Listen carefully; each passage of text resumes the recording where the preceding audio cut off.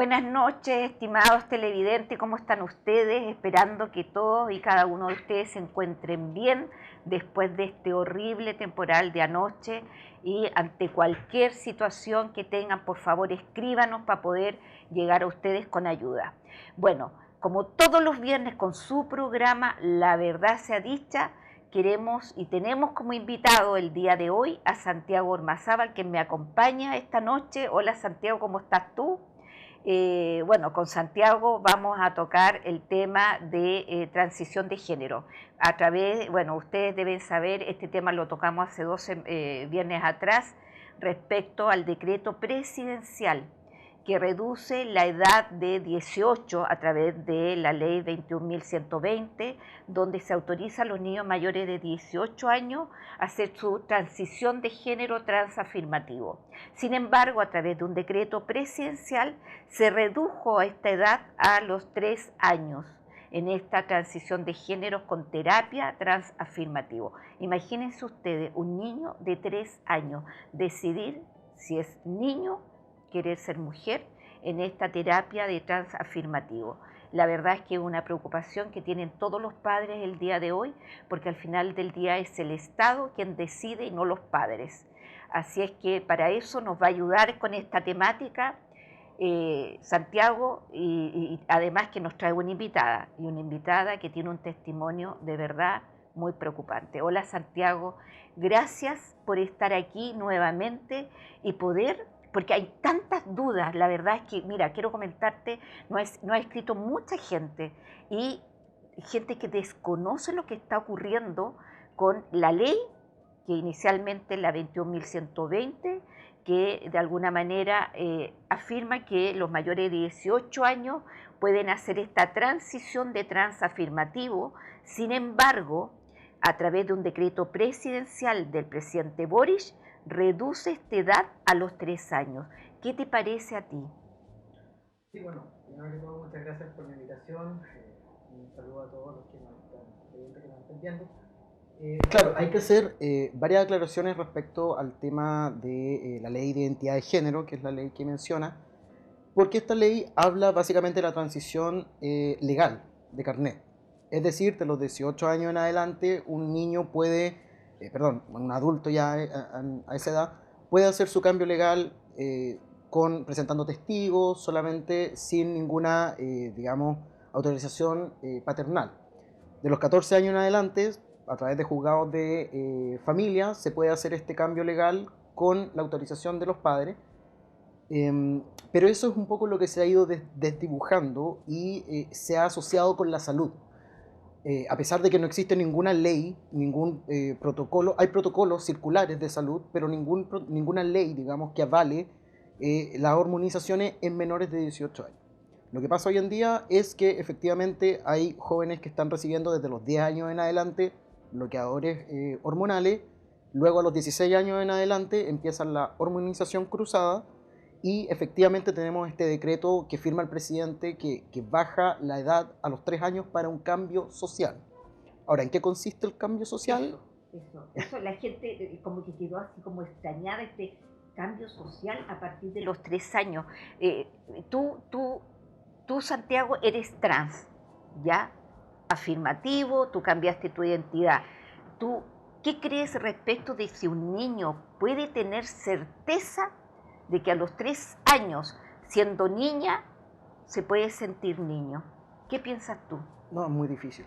Es muy difícil. O sea, el desarrollo de, digamos, el ser humano de por sí trae varias complejidades, hay varias confusiones de roles, sobre todo en la época de la pubertad, de la adolescencia. De por sí hay confusiones de roles, incomodidades corporales.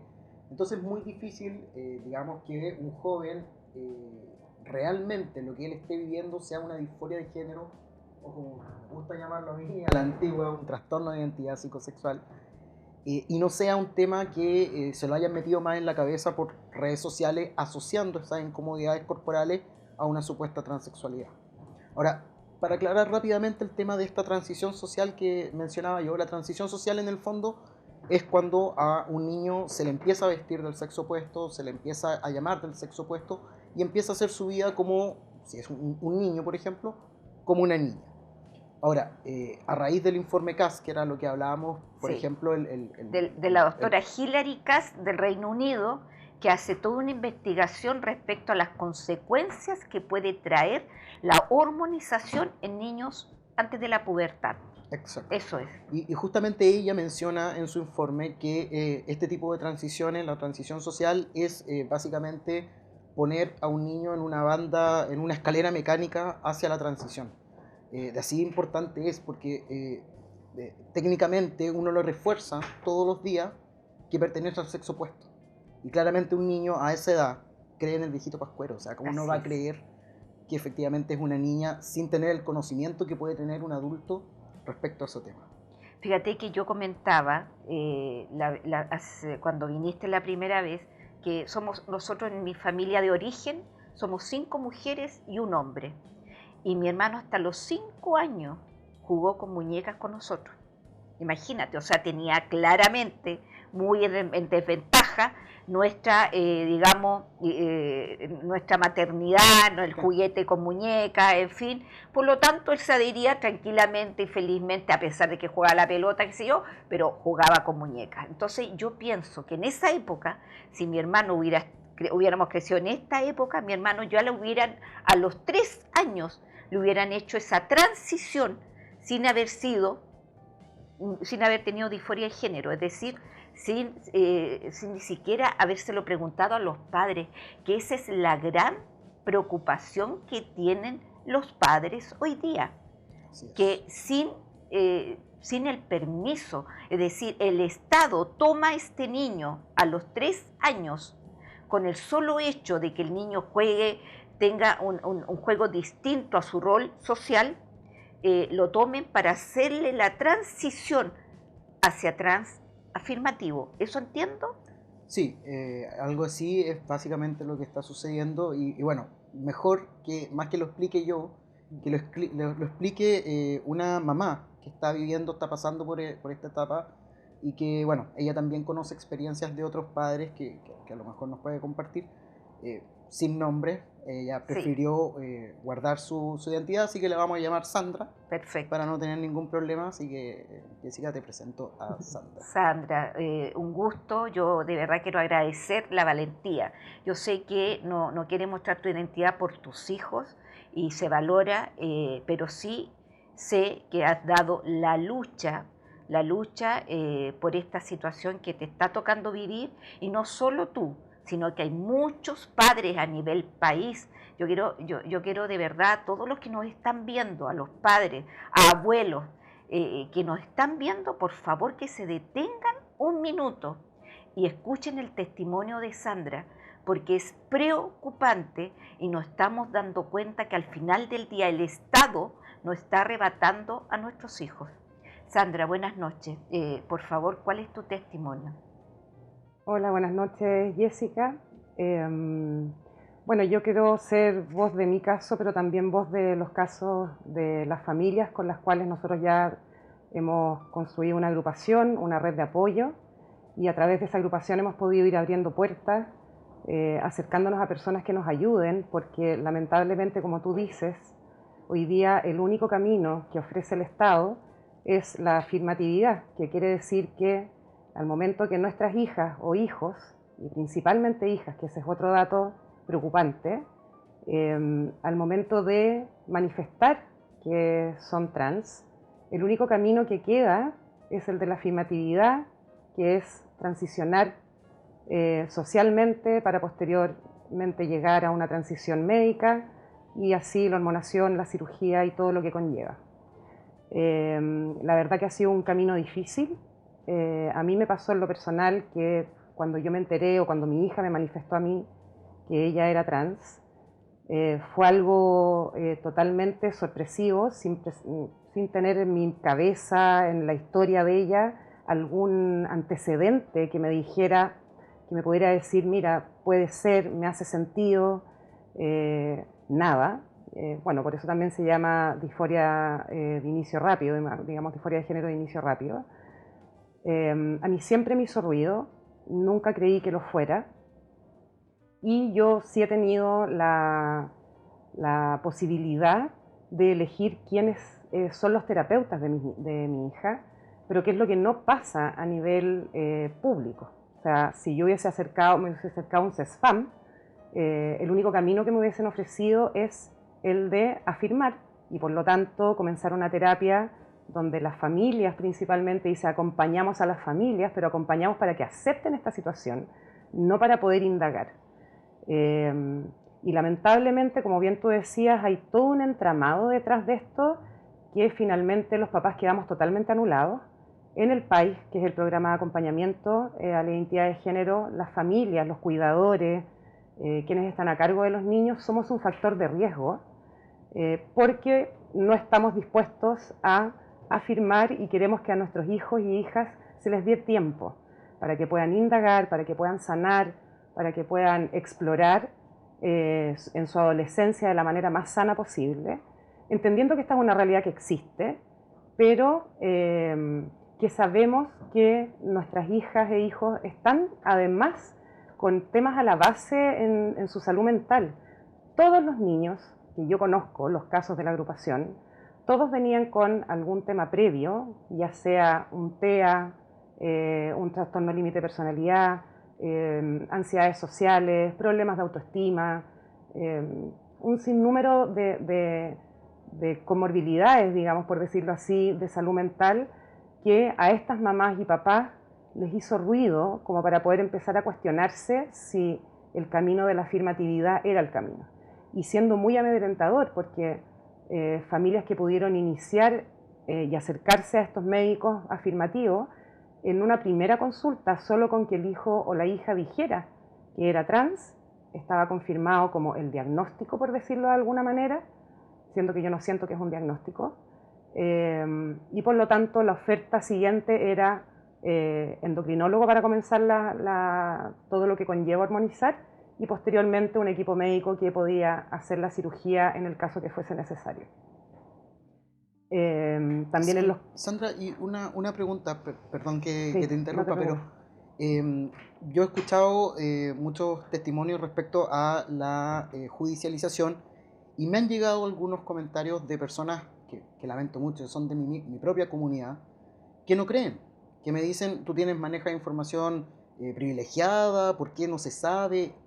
Una pregunta directa, ¿es verdad que a los papás los judicializan? En efecto, sí. En la agrupación tenemos 3 casos concretos. Un papá que hace 3 años que no ve a su hijo, otro papá que llegó hace muy poco con nosotros, muy angustiado, que en 8 meses le quitaron a su hija.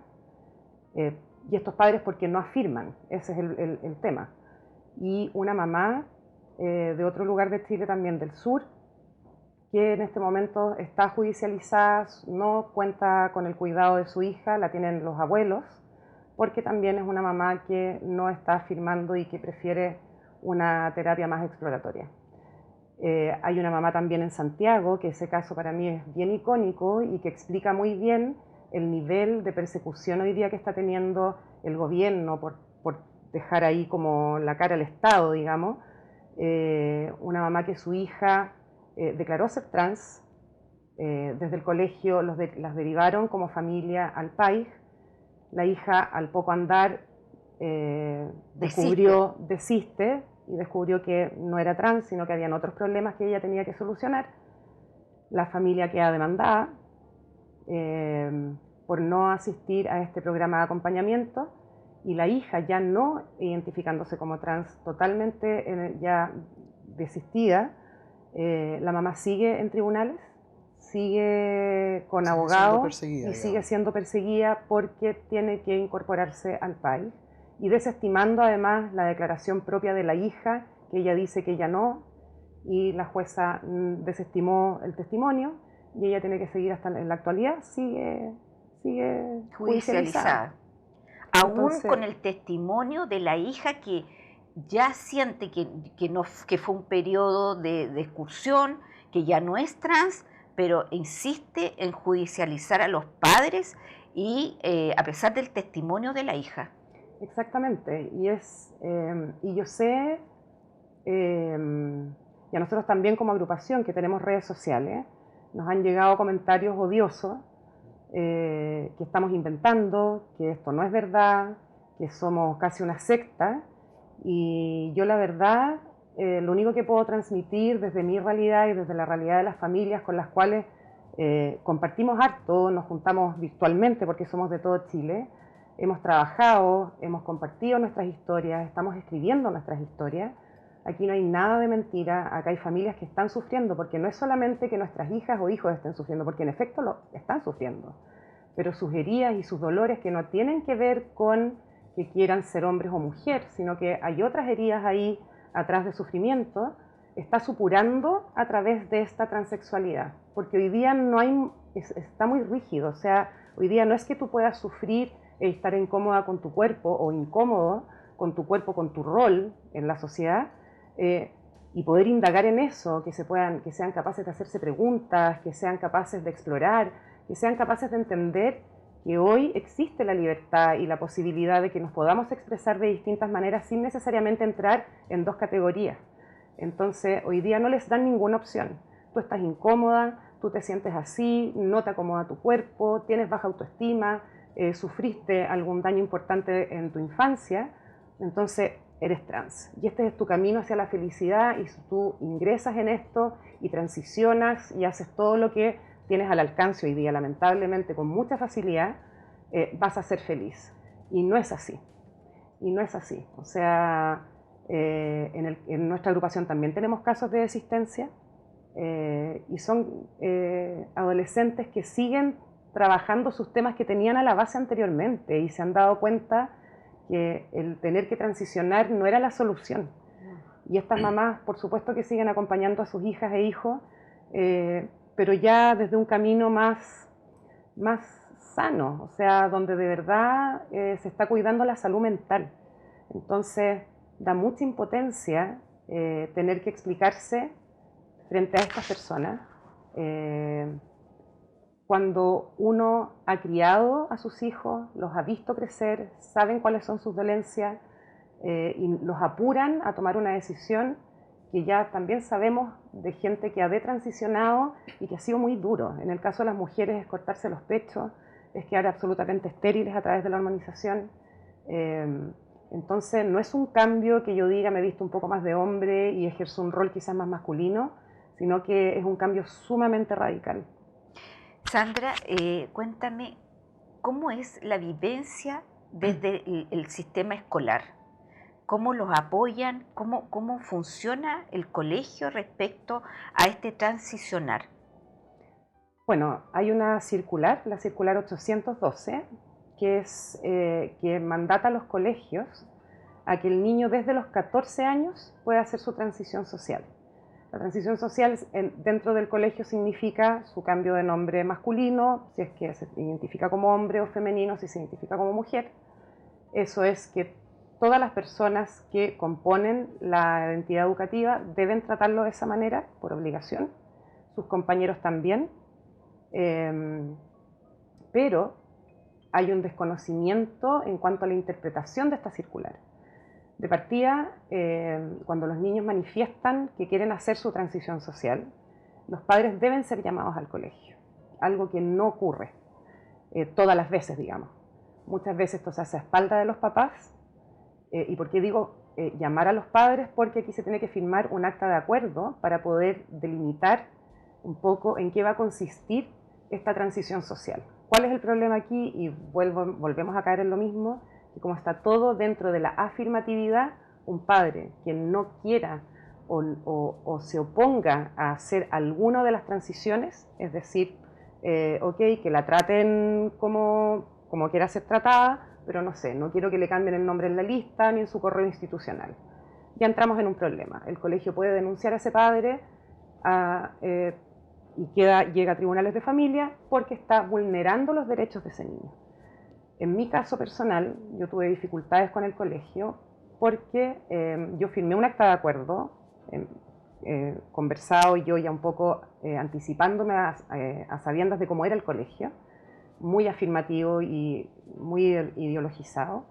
Yo puse ciertos límites. Cuando me dijeron, bueno, hay que firmarlo con tu hija, yo dije, yo confío, fírmenlo con ella, porque aquí nosotros ya pusimos los límites.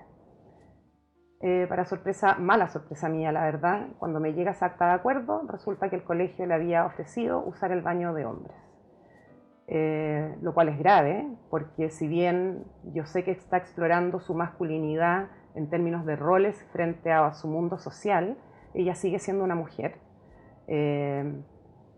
Yo creo que ninguna mamá o ningún papá permitiría que su hija a los 13, 14 o 15, o da lo mismo la edad, vaya al baño de hombres, se exponga a lo que significa estar en un baño de hombres.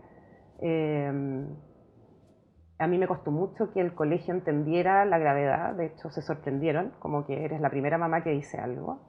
Yo hice una denuncia a la Superintendencia de Educación, pero volvemos otra vez a este entramado del Estado que va todo hacia la afirmatividad. Resulta que el colegio había actuado de perfecta manera y sugieren acompañamiento para mí y para mi hija. Cuando yo leí la palabra acompañamiento, yo dije, yo no voy a decir nada más, porque si alego o si manifiesto más incomodidad, probablemente podría ser yo judicializada y no estoy dispuesta. Yo hablé con mi hija, fui de nuevo al colegio, hice que se firmara una nueva acta de acuerdo donde no permitía el uso, por supuesto, del baño de hombre. O sea, mi hija con 14 años entendió la situación y los adultos que son los que están a cargo, encontraron que yo estaba siendo exagerada.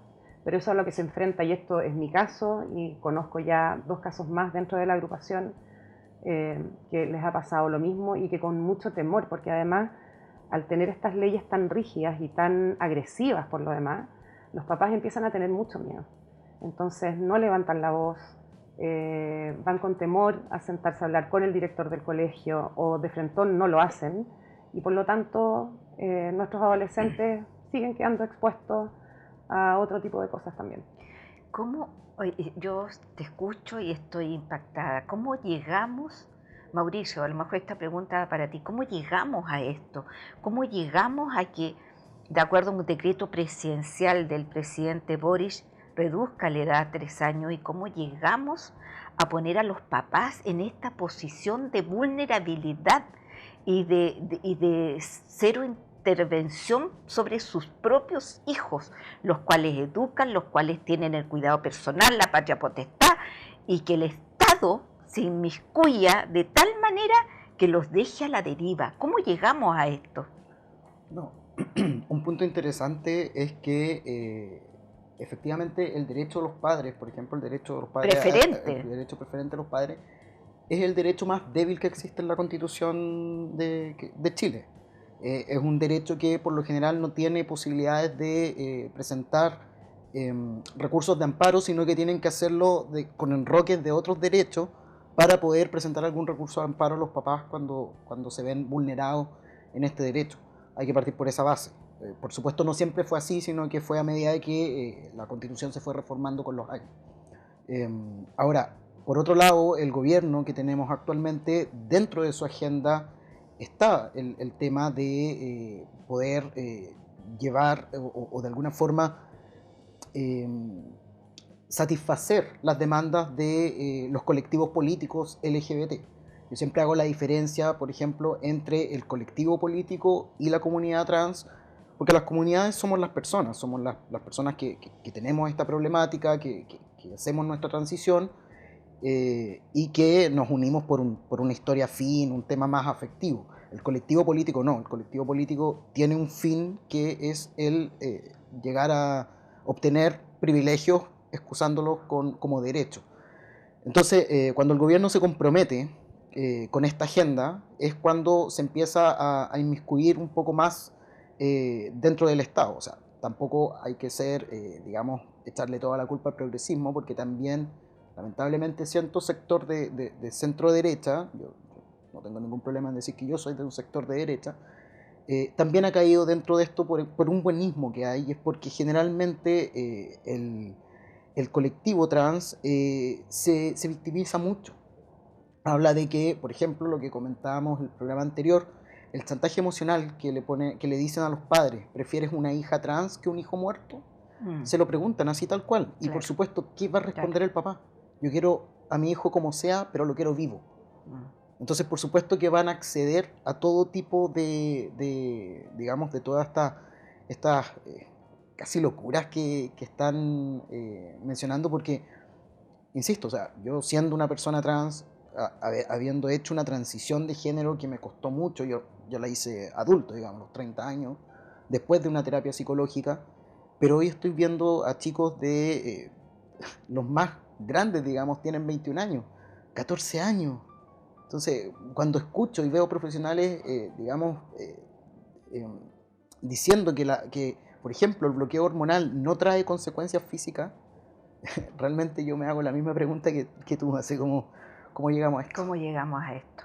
Hay un tema económico detrás, está la famosa hormona, la farmacéutica, hay todo un entramado, es que aquí está como, ¿me equivoco o no?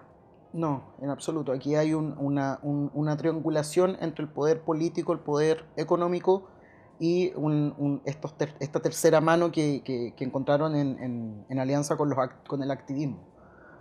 Cuando uno empieza a analizar, por ejemplo, el historial financiero de algunas agrupaciones que dicen ser las agrupaciones que se preocupan de la comunidad LGBT, uno empieza a ver sospechosamente que desde 2017, 2018, que son más o menos los años en que comienza y se legisla sobre la LIG, que es la Ley de Identidad de Género, es cuando justamente estas agrupaciones empiezan a recibir más donaciones internacionales, y estamos hablando de donaciones que pasaron de 60 millones anuales a 500 millones de pesos anuales el año pasado, solo en donaciones internacionales. Entonces, insisto, ¿Cuántas fundaciones tenemos acá donde se derivan a los niños de 3 años en adelante para hacer su transición de género? bueno, acreditada solamente hay una. ¿Ya? Ese es otro punto importante, que es la Fundación Juntos Contigo, que la persona incluso que está a cargo de eso, que es la que hace la entrevista, digamos, que es la que conoce a los padres, conoce al niño y él deriva, es un diseñador web. Ni Imagínate. siquiera es un profesional de salud. ¿Y por qué él llegó a eso? Él cuenta que, claro, él tiene un hijo trans, y a raíz de eso, de hecho, en esta publicación que hace la plataforma BioBio, donde aparecen los casos de los padres, lo entrevistan a él y él dice textual: si la vida me da limones, hago limonada. Así tal cual. Y eso es. Y eso Esto es es un negocio y hay que redondo, aprovecharse. redondo. Sandra,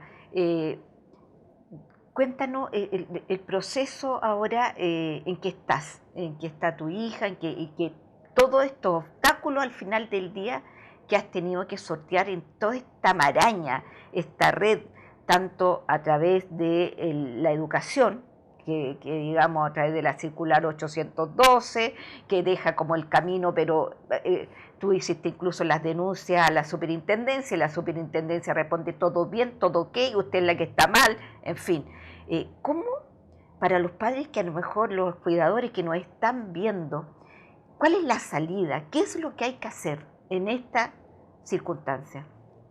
Yo creo que de partida escucharse.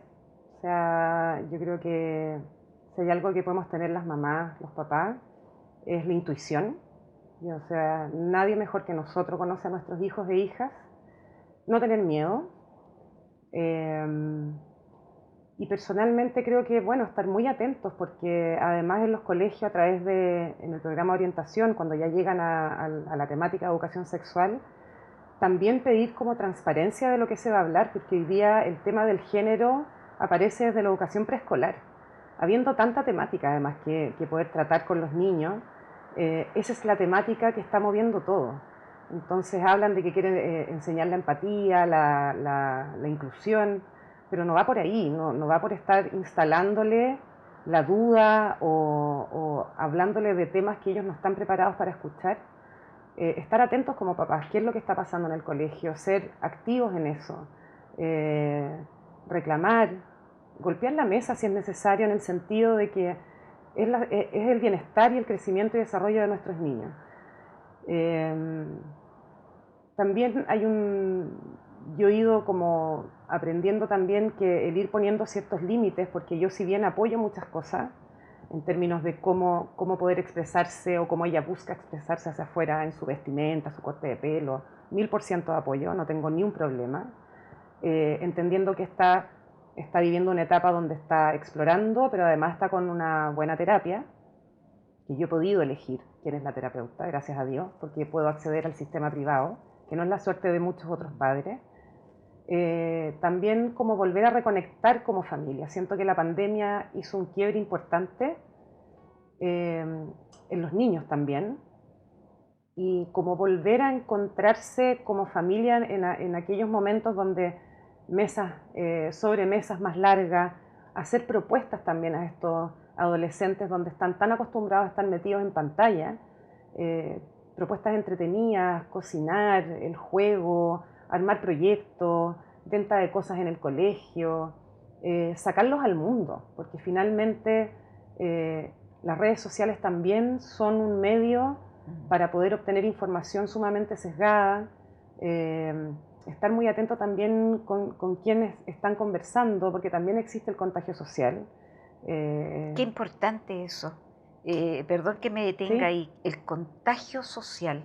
¿A qué te refieres, Sandra? A que la conversación en un espacio reducido de adolescentes, basta con que un chico ya sea trans para que le diga al otro que eso es, y esa es la verdad, y aseveran que ese es el camino. De hecho, perdón ¿Sí? que te interrumpa y lo comento un poco por lo que yo también he percibido siendo una persona transexual.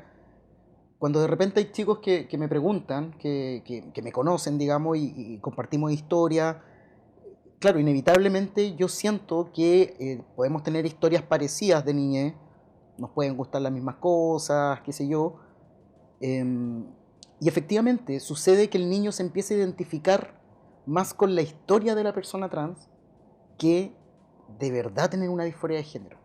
Empieza a asociar de que lo que a él le está pasando también le pasó a esa persona, por ende yo debo ser igual a él. Y ahí un poco es cuando se empieza a desarrollar este contagio. Cuando aparece un niño trans en el colegio, otra niña que es su amiga empieza a decir, chuta, soy parecido a ella, a lo mejor también soy ella. Y se empieza a generar como este contagio que, digamos, es real. Yo tengo conocidos profesores que me dicen que en un principio también me decían, le estáis poniendo, no le estaréis poniendo mucho, Santiago, no será mucha cosa. Y hoy me dicen, chuta, tengo un curso con 20 niños trans. Y eso No ya será es... mucho. eh, Sí. Bueno, Es como la peste. es que es una edad también de tratar de, donde no buscan identificarse con su familia principalmente, al revés. La idea es como diferenciarse lo más posible y buscar identificarse con su entorno social.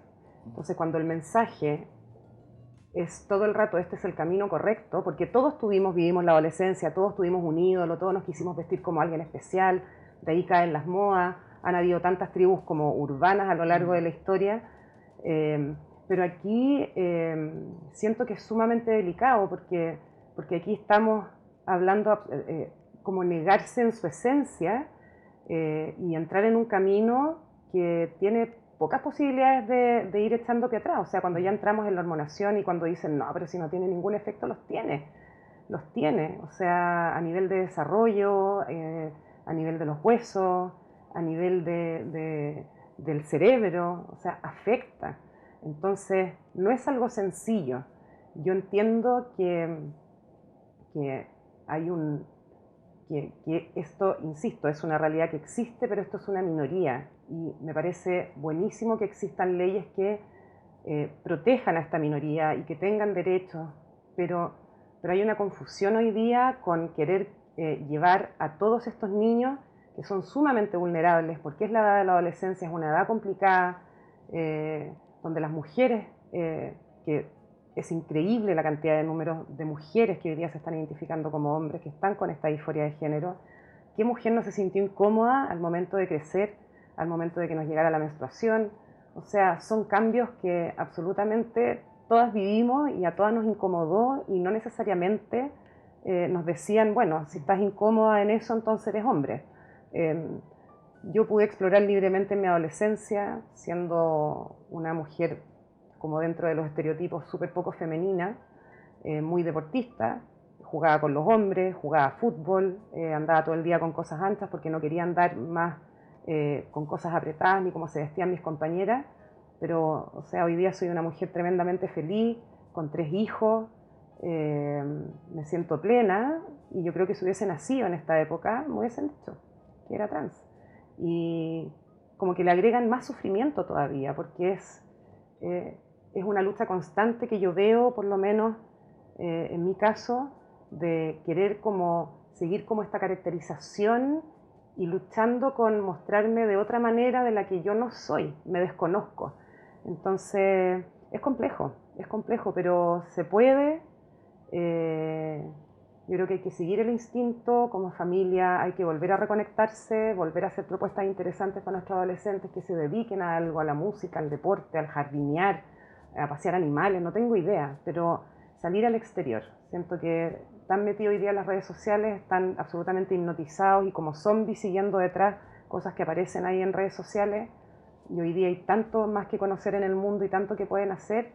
Y la adolescencia yo siento que es la mejor edad para poder motivarse con cosas y tener esa energía vital para poder emprender en proyectos y bueno, y que se hagan preguntas. Si hoy día los niños se tienen que hacer preguntas y empezar a reflexionar en torno a lo que les está pasando para poder seguir creciendo, pero de una manera sana. Sandra, tú comentaste que había muchas mujeres trans y que se daba más en mujeres. ¿Es así? Es así. Nosotros en la agrupación, los casos que tenemos el caso de 2 o 3 hombres y el resto son puras mujeres y hoy por hoy en la agrupación ya vamos en casi 27 familias que están con nosotros. Y yo lo veo en el colegio de mi hija también, la gran mayoría mujeres identificadas como hombres. ¿Y en el colegio cuántas niñas están en este proceso? Al menos unas 20, en un universo de la media que no supera los 100 alumnos, 120 alumnos. Es bastante. Es mucho. De hecho, esa es la tendencia mundial. La tendencia mundial dice que lo que más se busca hoy son niñas adolescentes buscando transición para ser varones. Y bueno, va un poco de la mano de la lógica que se tiene hoy en día de que ser mujer o el relato que le están diciendo a estas niñas es que ser mujer es lo peor que te puede pasar. A ver, fíjate que no es primera vez que escucho algo igual. Cuéntanos un poco y centrémonos un poco en eso. Es lo peor. Ser mujer hoy día es estar en desventaja y es lo peor que te puede pasar. Así es. De hecho, es muy interesante ese tema porque el colectivo feminista está sumamente dividido por eso. ¿Ya? Hay yo no soy para, o sea, yo respeto mucho a las mujeres, pero no estoy dentro no me gusta el pensamiento ideológico feminista. Pero sí respeto muchas feministas que han dejado claro y han admitido que de alguna forma ellas abrieron la puerta para que esto empezara a suceder. Porque efectivamente el relato que ellas cuentan, ¿cierto?, es que la mujer está en desventaja, de que la mujer gana menos, de que la mujer la violentan, de que abusan de ella, de que es alguien oprimida por este opresor hombre, ¿cierto?, blanco, el patriarcado, digamos. Y efectivamente las niñas hoy en día nacieron con ese relato. Estamos hablando de que niñas que hoy tienen 24 años nacieron en el 2000 y en el 2000 ya se venía hablando de este tema. Entonces niñas de 14 años hoy en día efectivamente tienen miedo de crecer siendo mujeres. Y en el fondo ese es un punto muy grande dentro de la transición que se genera de niña a hombre, es porque efectivamente ellas no quieren ser hombres barbudos, pelados, con pelo en el pecho, digamos, sino que ellas no quieren ser mujeres. Y por eso pasa mucho también que algunos ejemplos de estas jóvenes, ¿cierto?, que dicen ser niños trans, el cambio de mujer a hombre, pasan a ser niños trans, pasa mucho que siguen siendo femeninas, siguen vistiéndose con vestidos, siguen maquillándose, pero tratan de mostrarse como hombres y llamarse como hombres para evitar estas vulneraciones que le han metido en la cabeza que van a pasar. Es muy complejo, porque en el fondo están manipulando la mente de los menores, y eso es lo más peligroso de todo. Aparte que, un poco también a raíz de lo que mencionaba Sandra, que se está simplificando tanto el tema transexual y se está viendo de una forma que es tan es tan bonito todo que es la única forma en que vas a ser feliz, Sí. pero se está ocultando la realidad de que nosotros nos inyectamos hormonas sintéticas y eso tiene riesgo. Nosotros tenemos una esperanza de vida mucho más baja que el resto de la población. ¿Por qué? A ver, centrémonos un poquito ahí también, Por Santiago. ejemplo, un ejemplo súper claro que nos pasa a todos los hombres transexuales, repito, Ya. que somos los que nacemos mujeres y hacemos el cambio a hombre.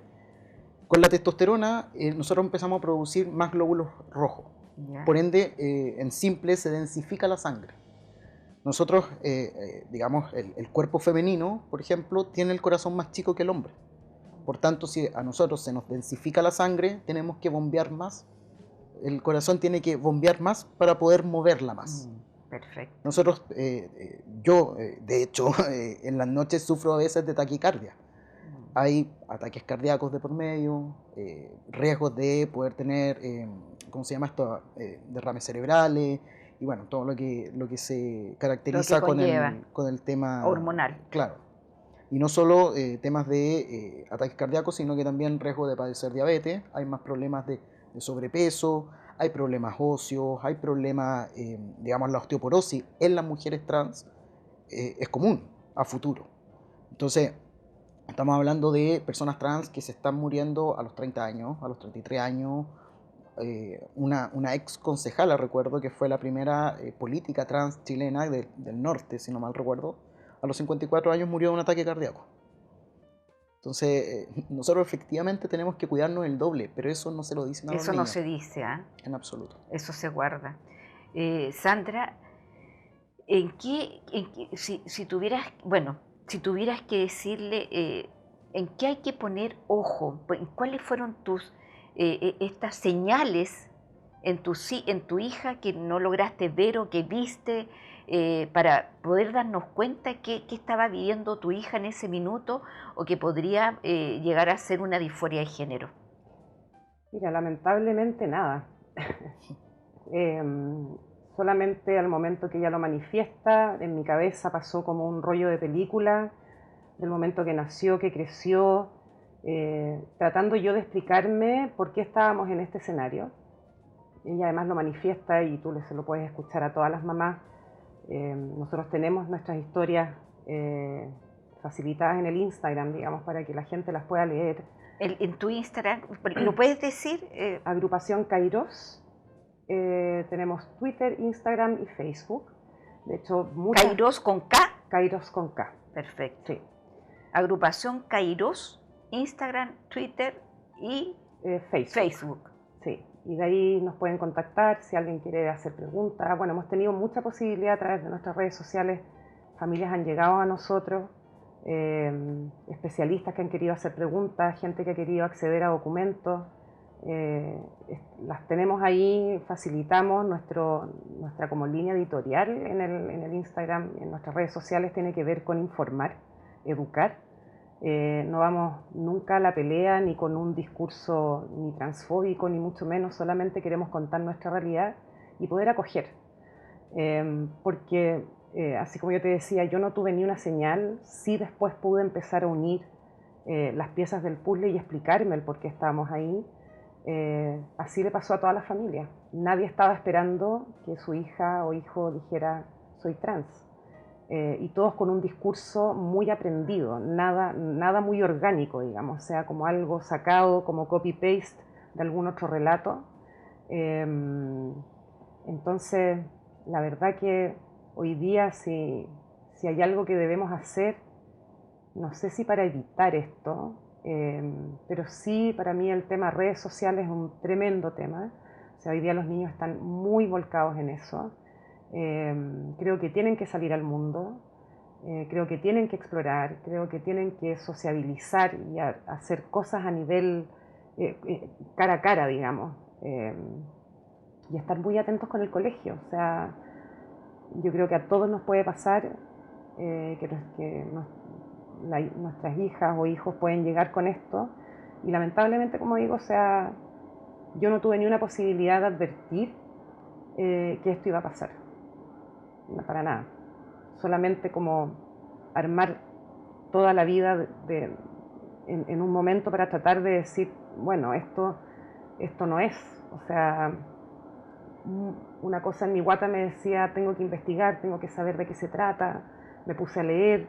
Obviamente que las primeras cosas que leí era todo sumamente afirmativo y que esto sí era, si ella lo declaraba era, por lo tanto yo ya tenía que empezar a ceder en todas las peticiones que ella hiciera y empezar a cambiar la forma de tratarla, pero, pero a mí algo me dice y me dijo desde un comienzo que esto es tiempo, o sea, tiempo de conocerse, de reconocerse, de sanar y ver más adelante, o sea, dejarla que crezca, pero dejarla que crezca de una manera sana, no con esta ideología de por medio, no con esta agresividad en la afirmatividad, porque no hay otra opción. Lamentablemente, hoy día los papás no están teniendo ninguna opción.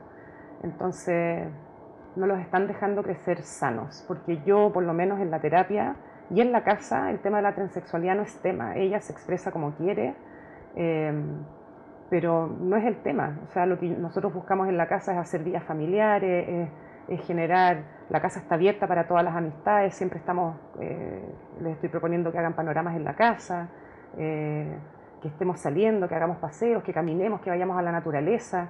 Es sumamente necesario volver a eso, porque la pandemia nos hizo como nos encerró y nos volcó en algo que nosotros no estábamos preparados. Y yo creo que las consecuencias, una de las consecuencias es esta, sumado por supuesto a todas las cosas que hemos ido conversando aquí con Santiago. Santiago, yo no me quiero ni imaginar cómo deben estar algunos padres sometidos, aparte de que es una problemática familiar, tienes que salir a pelear con el Estado, que no te ayuda, todo lo contrario, te crea otro problema. Sandra, ¿cómo viviste esa frustración que al final del día uno quiere resolver el tema dentro de la familia?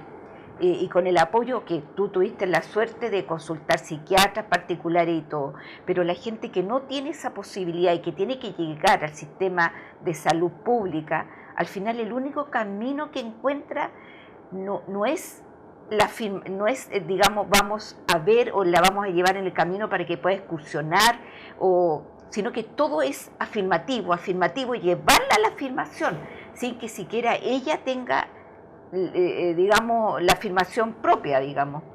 Sí, y además sumamente acelerado, porque ojalá fuera con tiempo.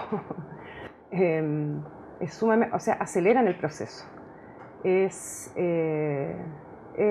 Produce una impotencia tremenda, o sea, tú hablas con las mamás, tú hablas con los papás y hay tristeza y les cuesta mucho poder sacar sus historias porque hay mucho dolor.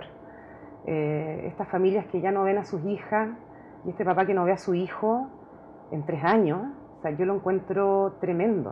O sea, realmente, como yo decía en algún momento, no es solamente el niño que está sufriendo, esto afecta a nivel familiar y afecta porque es muy frustrante tener que ir a explicar que uno quiere cuidar a sus hijos y te están diciendo que tú estás vulnerando a tu hijo. Eso es muy duro de escuchar. Manejan cifras erradas en relación al suicidio, manejan cifras erradas en términos de las personas que pueden persistir y transicionar. O sea, la tasa de adolescentes que desisten es altísima, sobre el 80%. De hecho, justo quería mencionar el tema sobre eso, que el colectivo político LGBT siempre dice que las personas que detransicionan, que muy en simple son las que se arrepienten, por a veces motivo, tienen muchos motivos, no ha superado el 0,3%, pero eso es una mentira, ha ido cada vez creciendo más, a un 1%, a un 8%, hay estudios que incluso hablan de un 22% de personas arrepentidas, por ejemplo, en Alemania, que es donde se hizo ese estudio. En Estados Unidos, por ejemplo, hay un seguimiento de los hospitales militares, de todas las personas que estuvieron transicionando en ese hospital, y del 100%, al menos el 30% desistió. Entonces estamos hablando de que hay porcentajes altos de personas que se están arrepintiendo, que no están siguiendo con la transición porque no es el camino. Y de hecho, en estos estudios, el principal, causa de la detransición es justamente porque no tenía disforia. Aparece en la encuesta. Entonces, en el fondo lo que uno busca, insisto, no es estar en contra de la transición. Yo no podría estar en contra de una transición. No, porque es tu historia, digamos. Claro. Y respeto mucho, yo quiero mucho a mi comunidad. De hecho, yo trato de que esto sea lo mejor para ellos, para nosotros también poder tener una buena terapia psicológica, que es lo que más nos falta. Pero en este caso, en los menores de edad, es básicamente pedirles prudencia, pedirles tiempo, pedir prudencia, dejen que los niños se desarrollen como son. Ellos tienen el derecho a poder experimentar, curiosear, si les gustan cosas más que son comunes más de niños o son más comunes más de niñas, no las hacen del sexo opuesto y perfectamente lo pueden hacer. O sea, si una niña quiere ser piloto de la Fuerza Aérea, lo puede hacer. ¿Quién le dice que no? Si un niño quiere bailar ballet, lo puede hacer. Nadie le dice que no. Pero eso no significa que tenga que transicionar a ser transafirmativo. Y menos a los 3 años. Exactamente, porque hay un punto igual interesante que si uno le pregunta a cualquier menor por qué cree que es trans, siempre va a hablar de gustos y de personalidades. Son muy pocos los que hablan realmente que tienen un problema corporal, que tienen disforia. Por lo general siempre dicen, no, ¿por qué eres niña? Porque siempre me gustó usar el pelo largo, porque siempre me gustó jugar con las muñecas. Pero eso da lo mismo, o sea, un niño puede usar el pelo largo y de hecho yo tengo un sobrino, o sea, hijo de una prima, de un amigo, le digo sobrino, que usó el pelo largo mucho tiempo, un niñito, y pidió cortárselo y se lo cortó, listo. Pero entonces lo que hoy se está generando es una confusión de que si el niño o la niña tiende a ser más parecido a sus compañeros del sexo opuesto, por ende termina siendo un niño trans y eso no es la realidad. Nos queda muy poco tiempo. Te dejo las cámaras para que le puedas dar un mensaje a todos esos papás, esos cuidadores que hoy día están viviendo algo parecido. Yo creo que aquí lo más importante es no tener miedo a hablar, no tener miedo a exigir lo que es mejor para nuestros hijos. Yo creo que ya están pasando cosas a nivel político, a pesar de que nosotros no queremos politizar. Yo creo que lo más importante aquí es no politizar lo que está pasando. Aquí el bienestar de los niños es lo superior. No puede haber partido político adherido. Aquí es lo que estamos buscando es el bienestar de nuestros niños y estas familias que si se sienten solos, no saben qué hacer. Bueno, existe la agrupación, existen otras personas, siempre va a haber alguien que los va a poder escuchar, siempre va a haber alguien que les va a poder tender una mano y hay mucho que podemos hacer al interior de la familia. Sacar el tema de la transexualidad de la mesa, no poner el foco ahí y empezar a conectar con el ser humano, que son nuestros hijos, y hacerlos que se reconecten con sus gustos, explotar sus gustos, sacarlos de redes sociales, que se dediquen a algo, que tengan la posibilidad de estar con amigos, amigas, y dentro de las posibilidades, bueno, alejarse del sistema público, porque hoy por hoy, lamentablemente, el sistema público lo único que hace es acelerar, no escucha, no se toma el tiempo tampoco para efectivamente darse cuenta si aquel niño o niña es trans, como para necesitar aquella terapia, sino que en una primera consulta, en una primera conversación ya queda todo dicho y se inicia muy rápido todo el proceso. Y se inicia muy rápido el proceso de judicialización en el caso que los papás no afirmen y que el temor paraliza. Entonces hay que perder el miedo y confiar en el instinto y acompañar a estos niños porque hay dolor en esos niños y necesitan a los papás que los quieran, que los acompañen, que los apoyen en este momento de exploración. Y eso, siento que la familia es vital, no necesariamente tiene que ser una familia, papá, mamá y yo soy sola y familia construyo igual, pero sí importante como reconectar, perder el miedo y reconectarnos de nuevo. Gracias Sandra por tu valioso, pero valioso testimonio. Gracias Santiago por poner este tema que de verdad ha pasado, pero piola, como dicen los lolos, piola piola, el decreto pasó entre gallo y medianoche y nadie se enteró hasta que uno empieza a contactar a los padres, a los niños, y en este caso a ti, Sandra, agradecerte este valioso testimonio. La fundación, para que lo puedas repetir nuevamente en las redes sociales.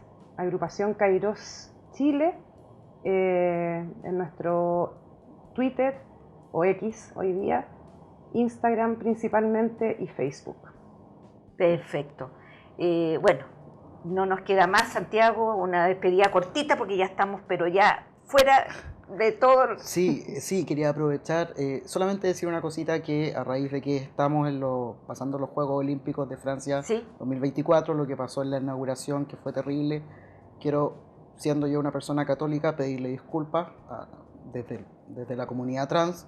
Nosotros no somos ese colectivo que se mostró en la inauguración de Francia, ese es el colectivo político que digo yo. Así quería pedirle una disculpa a la comunidad creyente, cristiana, católica de todo el mundo por esa nefasta inauguración. Nefasta, aberrante. Muchas gracias, Santiago. Muchísimas gracias, aberrante, realmente. Bueno, nos despedimos, que todos estén bien con este horroroso temporal, así que por favor, ante cualquier duda, ante cualquier ayuda que necesiten, por favor, escríbanos a laverdadseadicha@gmail.com, y sobre todo, si quieren contactar con Sandra o con Santiago. Nos vemos el próximo viernes, Dios mediante, que estén muy bien, a abrigarse, a cuidarse de este horroroso temporal. Buenas noches.